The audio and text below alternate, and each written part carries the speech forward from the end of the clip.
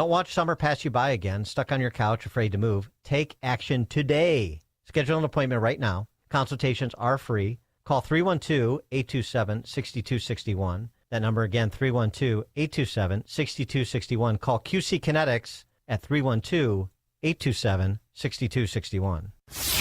Now, from the Signature Bank Studios. This hour of The Shaun Thompson Show is sponsored exclusively by DonleyAuctions.com. Have military collectibles? Turn that history into cash. DonleyAuctions.com.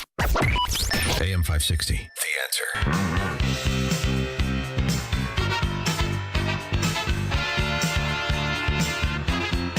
Stop trying to cheer me up with your fantastic classical music. Happy birthday to Squirrel. Corey Woodlawn. Corey? Oh, Corey, if you're lost, I will find you. Corey on the south side of Woodlawn. Make sure he's okay, honey bunny. We couldn't get in touch with him. At least I couldn't hear him. Could you hear him, Squirrel? All right. Can nobody hear me? All right, very good. We'll effort to get Corey. One of the funny things that Corey wanted to talk about was Pritzker and what his goal really is in the moves talking about this ridiculous expansion of state power. Like a king destroying the sovereignty of municipalities, usurping their regulations, their building codes, exactly why people move to towns. If you want to make the state more affordable, if you want to make, frankly, your lives more affordable, we've got to lower the cost of housing, lower the cost of rent. Rent is too damn high. The cost of housing is too damn high. We need more supply of housing. So I encourage you all to get involved. We've got to make sure the legislators know they need to vote for the build plan that I proposed. It's just going to add a few more homes really across every neighborhood, every city, every county in the state of Illinois. It allows us to meet the demand and especially grow the state and our economy. Well, I thought you were doing great, right? Isn't that the tagline? You guys are doing great. And to combat this, I would assume that the so-called candidate would be explaining why this is king-like, royal-like, like a fascist, like a radical Marxist Soviet dictator. Is that what Darren Bailey did today, Squall?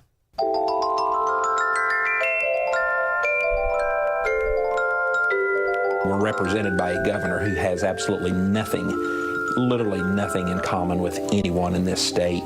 And I want to be the person that someone can come and talk to and can walk away and feel like they've been heard. What does that mean, nothing in common with anyone? I mean, he's a husband, he's a father, he's a Chicagoan, he's an out-of-touch billionaire. I mean, and I think his governance has proved that. He is, he comes down from this. The billionaire class of governors here in Illinois hasn't been working out very well for us. So his policies are destroying families. They're driving business and people out of the state. People simply can't afford to live here. And I think that's the biggest thing that's different with Chicago than 4 years ago. Please won't you be my neighbor? What's funny is he's an out-of-touch millionaire. Doesn't know his ass from his elbow. You have the opportunity to argue against every fracking policy. And you give me these what? These platitudes of if I want to be your neighbor, I want to talk to you and feel good. I don't give a rip how you feel when we're done talking, stupid. Fix the problems. I mean, it is so fracking pathetic. That's why you knew, Squirrel, Ken Griffin was right. Speaking of warm greetings, I was going to do this, wanted to do this interview outside your apartment, but I thought it would be creepy and weird. So how did you feel about the mayor's little video? It was creepy and weird. Agreed. I mean, like, knock, knock, knock on the window. Like, Mayor of New York knock City. On the screen, yeah. Yeah, on the screen, like. Yeah. Like that's How many times have you watched that video? Three. What are you going to do about it? I couldn't help myself. You had to what? I had to go back and look at it again. I mean, like, you literally look at the first time and you're like, you got to be kidding me. Okay? And then the second time you're like, you know what, this has gone from creepy to actually not really creepy. This has gone frightening because, the CEO of United Healthcare was killed just a few blocks from my house. And anything that creates like an agitation in the extremist, on either side of the aisle is a frightening dynamic. I mean, if we look at what happened in D.C. Where does that leave us at 350 Park? That leaves us with the fact that we went to Miami and revised our building plan to make it a bigger office building. You're bailing? So what do we do at 350 is still a point of discussion internally. But what is no longer a point of discussion is that Miami is now, when we moved from Chicago, there was a debate between New York and Miami. It's unquestionably true that we made the right choice.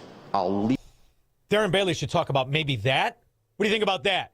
You just talk about not just giving people a break on the taxes for gas. Eliminate them. Putting a cap on taxes. What are you talking about? You want to feel good after we talk?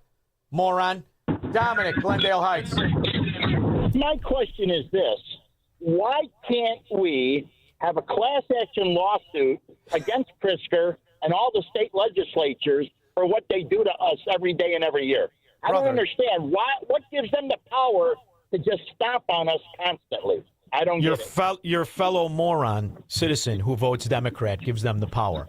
And they're indemnified from any legal action because they pretend when they railroad these laws down everybody's throat with their massive supermajority thanks to their gerrymandering, they pretend it's law and they pretend it's legal. So, Dom, believe me, brother, I worked the problem out 80 ways to Sunday every single day of my life until you can only admit the obvious conclusion. And Ken Griffin knew it. I know it, and you know it. And that's the saddest part of it. It's sad, but they are arrogant in their ignorance. They are arrogant in their failure. They are arrogant in their abuse of power. Think of the balls of this fat slob. Telling municipalities, people who elect mayors and their little boards and all this stuff, yeah, all your zoning rules and all what your people bought their real estate on, that's out the window now. It's out the window. We don't need it anymore. Think of the balls of that. Like a king. Greg LaGrange. Hey, Shaun. But that's not how the governor couched that little soundbite. He made it sound like, yeah, we need more supply here to get people in homes. Here's the problem. How is the supply going to come about naturally? Is it going to come about naturally through the normal means? Because I'll give you a little example, and that just came right to my head when you brought this up. In the 1990s, in the early 1990s, Habitat for Humanity, run by Jimmy Carter. Now, whether you like him or not, he built these homes in Baltimore. New homes to get people in. They put people in these homes. You know what they didn't do, Shaun? They didn't ensure that people had personal safety and property rights. No kidding. There were no businesses for these people to work in. And after they were in the homes for maybe a year or two, or I don't know how long, they had to give up the homes. You know why? They couldn't make the monthly nut. So yes, we know what they want to do with this. He couches it as, oh, yeah, we'll let the private market do it and we'll just vote for it. That's a bunch of crap. Well, you know it, nine boys. He they does want not. to relocate and redictate how our suburbs are basically constituted. And it's another form of evil. Wait a minute. Look at these neighborhoods when they talk about how they want to make them great or they want to go back to the way it was. Look at what the difference was. They enforced law. The percentage of the citizens in these neighborhoods on welfare who were not paying their rent, who were not paying their food, was infinitesimal compared to today. So their goal is to abandon that ghetto and build new ghettos because they understand once you're hopeless, you're a Democrat forever. It's that simple. They can't even get the chicken before the egg analogy right. You got to give people the ability to make money and earn a living to buy a home. It's correct. A step process.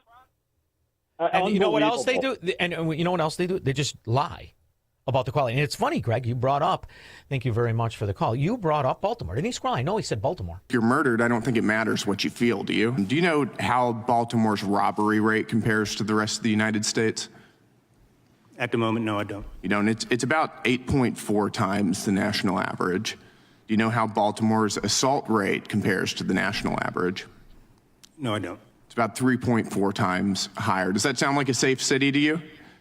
Safe to me and my family members. So that's safe to you? 5 times higher than the national average for homicides? That's a safe city? Perception. It's what? Excuse me? I said it's what for instance, it's perception. It's what you feel as a resident in Baltimore City. What? There is no reality. Just the perception of morons and thieves and crooks and Democrats. And by the way, as Congressman Gill was drilling the mayor of Baltimore, Chicago in those statistics, twice as bad as Baltimore. 312-642-5600. This is the Shaun Thompson Show, where Democrats are always wrong, Republicans are seldom right, and politicians are never, ever to be trusted. On AM 560.